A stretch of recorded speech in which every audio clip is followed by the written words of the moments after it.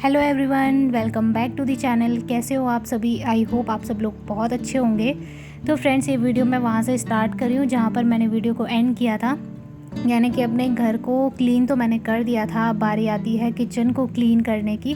और थोड़ा सा यहाँ पे बेडशीट बिछाना रह गया था, तो मैं उसको भी अच्छे से सेट कर ले रही हूँ। और उसके बाद किचन में जो सारा सामान फैला हुआ है, एक बार उसको मैं अच्छे से क्लीन कर दूँगी। यानी कि जितने भी बर्तन हैं उनमें सभी में रेत चला गया था, बहुत ज़्यादा धूल दिख रहा था। और ऐसे बर्तनों में मुझे बिल्कुल भी मन नहीं कर रहा था कि मैं इनको सिर्फ ऐसे ही छाल के मतलब साफ़ कर दूँ पानी से। तो मैंने ना अच्छे से विम लगा के उनको फिर धोया है। और बहुत टाइम से यहाँ पर ये जो सिंक है ये वाला, इसको भी क्लीन नहीं किया गया था। शायद इसमें भी रेत वगैरह से ही पड़ गया था, तो वो जमा हुआ था, सीमेंट जम गया था।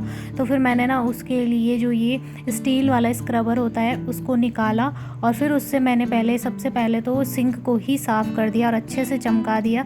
नहीं तो फिर इसमें अगर मैं बर्तन धोती ना, तो फिर वो और अजीब सा लगता कि गंदे गंदे से हो रहे हैं। तो इसलिए एक बार सिंक की ही बारी लगा दी। उसके बाद मैंने सारे बर्तनों को अच्छे से वॉश कर लिया था। तो इन कुछ दिनों में जितने भी ये टाइम था, 1-2 हफ्ते का, जब हमारा किचन का जो काम है ना वो चल रहा था, तो उस टाइम पर बर्तन धुलने के लिए उधर वाले किचन का ही यूज़ किया गया था। तो इस वजह से ये वाला किचन ऐसे ही पड़ा हुआ था, मतलब छूटा हुआ था बिल्कुल। तो इसलिए यहाँ पर बहुत ज़्यादा गंद मची हुई है, बिल्कुल गंदा सा हो रखा था। बहुत ज़्यादा काई सी जमी हुई थी पूरे नीचे की तरफ से भी। जो सिंक का पाइप है वो बहुत ज़्यादा काला सा पड़ गया था। तो बस इसी वजह से मैंने सोच लिया था कि जब मैं इस किचन में अभी शिफ्ट करूँगी ना, कल या परसों जब भी करूँगी, तो एक बार पहले मैं अच्छे से इसमें ब्लीचिंग वगैरह डाल के रख दूँगी, ताकि ब्लीचिंग से वो जो काई है वो एकदम साफ़ हो जाए। और मैंने कई बार ये चीज़ की भी है ट्राई। जब भी मैं ब्लीचिंग डालती हूँ उसमें थोड़ा सा पानी छिड़क देती हूँ ऊपर से, तो पूरी रात भर अगर उसको छोड़ दो तो नेक्स्ट डे मॉर्निंग को आप देखोगे एकदम जो ये मार्बल हैं वो सफ़ेद हो जाते हैं, एकदम क्लीन हो जाते हैं, साफ़ सुथरा लगने लगता है। तो अभी मैं आप लोगों को दिखाऊंगी भी। किचन का हाल बहुत बुरा हो रखा था, कैमरे में उतना क्लीन नज़र नहीं आ रहा था, बट बहुत ज़्यादा हाल ख़राब था। तो सबसे पहले तो अभी मैंने स्टार्ट कर दिया है सारे बर्तनों को धोना। ये बर्तन जूठे नहीं थे, क्योंकि ये ऐसे ही इस रैक में रखे हुए थे। शायद जिस टाइम पे बनाया होगा यहाँ पर दरवाज़ा वगैरह बनाने के लिए जो तोड़ फोड़ हुई थी, तो उसका धूल यहाँ पर बहुत ज़्यादा फैला हुआ था पूरे किचन में। और यहाँ पर ये बर्तन भी रखे हुए थे, तो इन पर भी वो धूल जम गया था।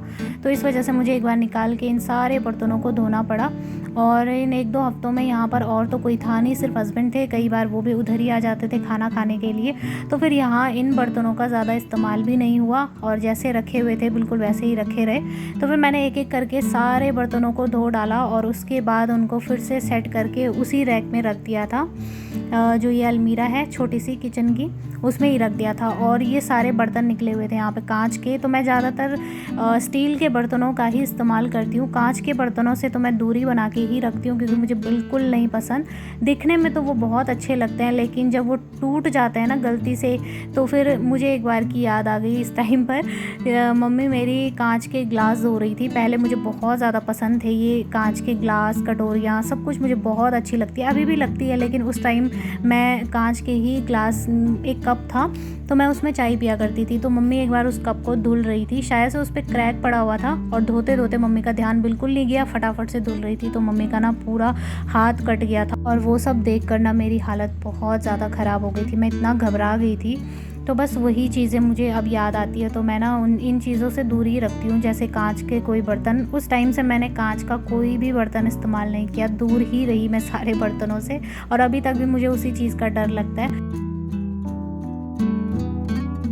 तो अभी मैं अपने सारे काम फटाफट से कर रही थी, क्योंकि इसके बाद मुझे नहाना भी था और खाना भी जल्दी बनाना था। टाइम भी हो गया था इनके आने का। तो मेरे पास सिर्फ आधा घंटा ही बचा था नहाने के बाद। तो सबसे पहले नहा के आई तो मैंने अपने बालों को बांध लिया था, क्योंकि मेरा बहुत ज़्यादा हेयर फॉल हो रहा है, और मुझे बहुत घबराहट होती है जब खाने में अगर बाल गिर गए ना, तो मुझे बड़ा अजीब सा लगता है। तो इसलिए मैंने बाल बांध लिए। और ये जो आप देख रहे हो, ये हमारे घर का कद्दू है, खेत में लगा हुआ था, तो मैं इसको तोड़कर तुरंत ले आई। और ये इतना ज़्यादा सॉफ्ट था, आप लोग देख सकते हो। जब मैं इसको काट रही थी तो बहुत सॉफ्ट था ये, ऐसा लग रहा था जैसे बिल्कुल कॉटन होता है ना, जैसे रुई जैसा, तो वैसा ही ये था। और इसका स्वाद भी बहुत अच्छा था, क्योंकि मार्केट से जब हम लेकर आते हैं तो मार्केट में ऑलरेडी सब्ज़ी 6-7 दिन पुरानी होती है, या उससे भी ज़्यादा रहती होगी, ऐसा ज़रूरी नहीं है कि ताज़ी वो लोग लेकर आते हैं और मार्केट में रखी रहती है दुकानों में। तो जब मार्केट का कद्दू बनाते हैं ना, तो उसका वो स्वाद नहीं आता जो घर की सब्ज़ी का आता है टेस्ट। तो वो चीज़ यहाँ पर बहुत अच्छी है कि हम लोग अपने खेतों में सब्ज़ी लगा सकते हैं, और दाल भी लगाई हुई है हमने। तो घर की दाल, घर की सब्ज़ी, घर का अनाज बहुत अच्छा होता है अपने खेत का। और यहाँ पर मैं अभी कर रही हूँ कद्दू की सब्ज़ी बनाने की तैयारी।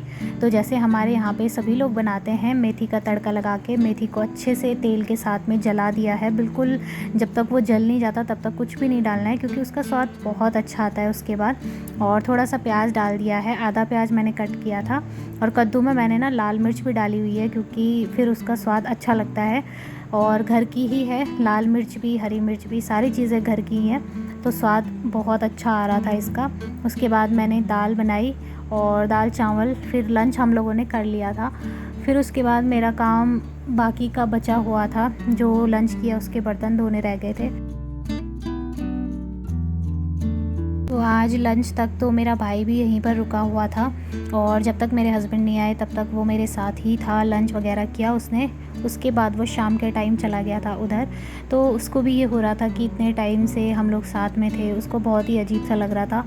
और सच बताऊँ ना, तो जब मैं अपने मायके से आई तो मुझे इतना ख़राब लग रहा था। और 1-2 दिन पहले से ही ना मेरा मन बहुत ज़्यादा उदास हो गया था, मैं बता नहीं सकती। मुझे इतना ख़राब लग रहा था, रात को नींद भी नहीं आती थी जब मैं सोचती थी कि बस अब 2 दिन है और 2 दिन के बाद मैं अपने फिर से ससुराल में चली जाऊंगी। और यहाँ आकर मुझे इतना ख़राब सा लग रहा था। जब भाई भी चला गया सुबह, हस्बैंड भी जब फिर से जॉब पे चले गए थे, अपने काम पे चले गए थे, फिर मैं अकेली पड़ गई थी। मुझे बहुत बहुत ज़्यादा बुरा लग रहा था, और इसलिए मैंने अपने आप को कामों में इतना ज़्यादा उलझा दिया था कि मैं बिल्कुल भी उस चीज़ के बारे में ना सोचूं कि मैं परसों तक कहाँ थी, अब कहाँ आ गई हूँ। सच में हम बेटियों की ज़िंदगी बहुत ही बुरी होती है, बहुत बेकार होती है, क्योंकि हमारा कोई एक ठिकाना नहीं होता। कभी जहाँ पर हम चले जाते हैं दूसरी जगह की चिंता लगी रहती है। जब मैं मायके गई तो ससुराल की चिंता लगी थी कि इनके लिए खाना बनाना, इनका स्कूल जाना, टाइम से जाएंगे या देर हो जाएगी, वो सब। और फिर जब मैं यहाँ आई तो फिर अब अपने मायके के बारे में सोच रही हूँ। तो ये चीज़ें हम लड़कियों के साथ होती ही होती हैं, सभी के साथ होती हैं, कि जहाँ पर रहते हैं वहाँ के बारे में वहाँ पर नहीं सोचते हैं, दूसरी जगह के बारे में हमें ध्यान आता रहता है कि वहाँ पर क्या चल रहा होगा। और फिर जब वो जगह भी छूट जाती है तो फिर हमें उस जगह की याद आती है। तो खैर कोई बात नहीं, सभी के साथ ये सब होता है, सभी को बुरा लगता है, कोई भी अच्छा नहीं मानता अपने मायके से आते टाइम। सभी लोगों को वहाँ की याद ज़्यादा आती है। तो यहाँ पर देखिए, मैंने उसके बाद सारे बर्तनों को वॉश कर लिया था, और अपने सारे काम मैंने ऑलमोस्ट ख़त्म कर ही दिए थे। आधे से ज़्यादा काम हो चुके थे। उसके बाद थोड़ी देर मैंने रेस्ट किया, क्योंकि मैं बहुत ज़्यादा थक गई थी। सारे काम वाम निपटाने के बाद में, रेस्ट करने के बाद, मैंने थोड़ी सी चाय बना ली थी। तो चलिए फ्रेंड्स, इस वीडियो को करती हूँ मैं यहीं पर एंड। उम्मीद करूँगी आज का ये वीडियो आप लोगों को ज़रूर पसंद आया होगा। वीडियो अगर पसंद आए तो वीडियो को लाइक और मेरे चैनल को सब्सक्राइब ज़रूर करें। मिलेंगे फिर से एक और अच्छे नए वीडियो के साथ, तब तक के लिए बाय बाय, टेक केयर।